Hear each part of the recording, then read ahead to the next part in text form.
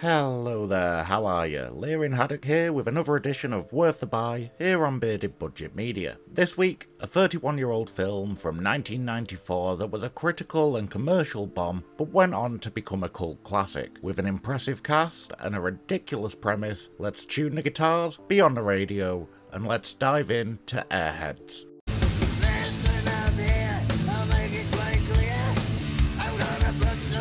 Now, this is a film I found randomly whilst out shopping in the mid-noughts or so. Considering the cast involved and the type of characters they play, I was shocked and appalled with myself that I'd never come across it before.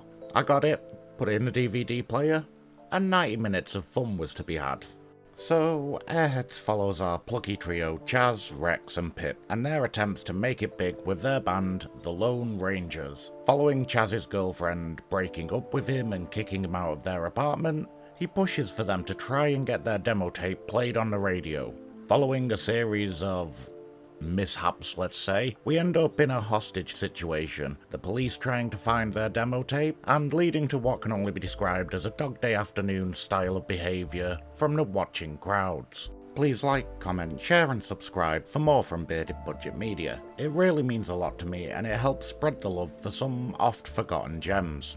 Airheads has one of those casts that, whether it's the main characters or cameos, where you just keep being surprised. So starting off with the Lone Rangers themselves, we've got lead singer and guitarist Chaz Darby, played with a passionate innocence by the great Brendan Fraser.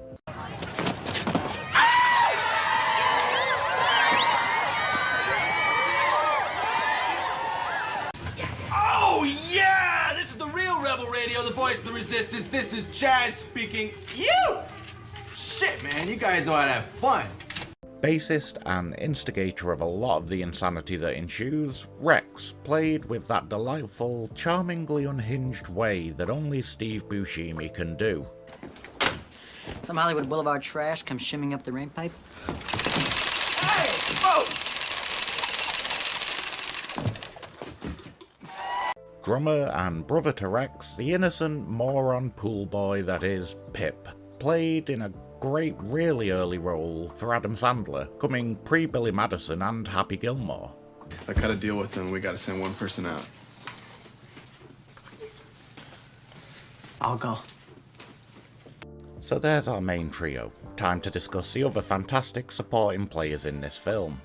Starting with the radio DJ Ian the Shark, played by Fat Tony himself, Joe Mantegna, who appears to be really enjoying himself in the role. The Lone Rangers! You've just begun to kick and scream, you sniveling putz! I'll kill you! Fine!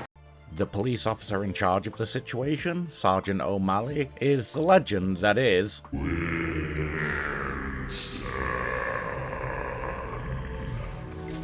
Yep, him himself, Ernie Hudson. I'm sitting out a sweep of the Sunset Strip for the girlfriend. I want you there to supervise. Whoa. Supporting O'Malley is Officer Wilson, played delightfully by the late, great Chris Farley. Now what are you gonna do about that?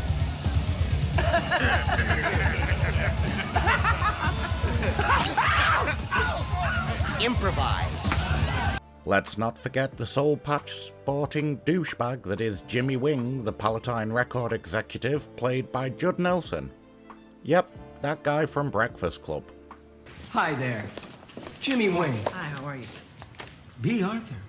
Outstanding.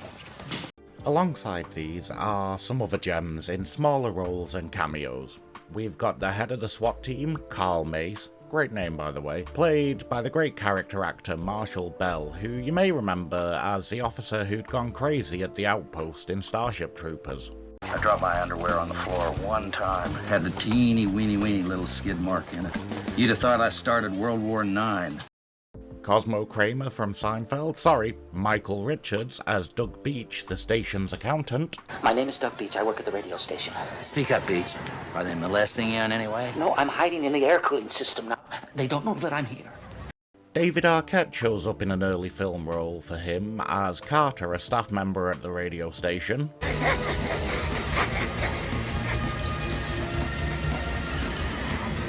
the stunning and talented Nina Shimoshko as Susie, Twosies. the call handler at the station. No, I can't because I'm a hostage and Pip is my man with a gun. Marcus, another worker at the radio station, is played by Reginald E. Caffey, whose name may not ring a bell, but his face may, as he's been in everything from The Mask, Seven, and American Psycho, through to things like The Wire and Oz. Oh, gonna tell me to shut up now? See, a brother can't open his mouth without the white man slap him down. Just do it, Marcus. Damn. Add in some surprise cameos from the likes of Rob Zombie, Lemmy, and Egon Spengler himself, Harold Ramis, and none of them feel forced. This is a film where it looks like the cast and the crew had a really good time in making it. There's a great chemistry between the main trio, and all of the side characters are played perfectly by the actors casting the role. Whether it's Arquette being a delightfully crazy surfer dude, or the exasperation in Ernie Hudson's O'Malley, everyone was all in on this production, it seems. Add in the fact that it takes place at the infamous Fox Plaza. Oh my God! What is it? Nakatomi Plaza. It's the most important monument in all of America. The building from Die Hard. Sorry, Nakatomi Plaza. Come on, we all know that. Take my picture with it. Take my picture with it. Take my picture with it. Take my picture with it. So, when it comes to box office failures, this is one of the more dramatic ones that I've covered. With an estimated budget of around $15 million, it brought in just over $5.7 million at the domestic box office. Hot dang! It doesn't appear to have been released globally, which I find strange, as surely releasing elsewhere would potentially recoup more value, whether it's selling distribution rights or distributing it yourself. Kinda makes sense now that I hadn't come across it till I did. I don't even recall seeing it on TV either, even when all three actors having become much bigger than they were in this. I mean, that's likely why I found it on a DVD randomly. Not commonly, but it's still around. I'm guessing they decided that a DVD release after the 3 stars were much bigger than they were, and you've got all 3 of them on the cover as well. Why not get it out? People like me will probably end up buying it. Is it the best movie ever? No. Is it the worst movie ever? Definitely not. Is it a fun 90 or so minutes? Hell yeah, it is.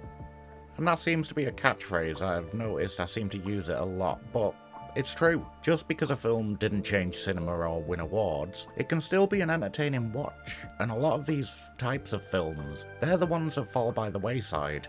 Those in the category of not the best, not the worst. They were just there. So there we have it. Another edition of Worth the Buy here on Bearded Budget Media. If you haven't seen it before, give it a try. You'll enjoy this hidden comedy from the 90s. If you have already seen it, give it a revisit and enjoy some chuckles. And the other one, have a nosy online, find the soundtrack, it's absolutely banging. I've been Larry Haddock. Catch you next time. How did you morons even get in here? They've got electronic locks on all the doors. Oh, we had to break in. You guys got this place sealed up like a dolphin's butt. Watertight. How does he do that? Pip, he gets his hands on more bumper than a body shop. With that I seem so stupid, I must be cute routine? That's the quiet cool. The chicks, man, they just lock on it.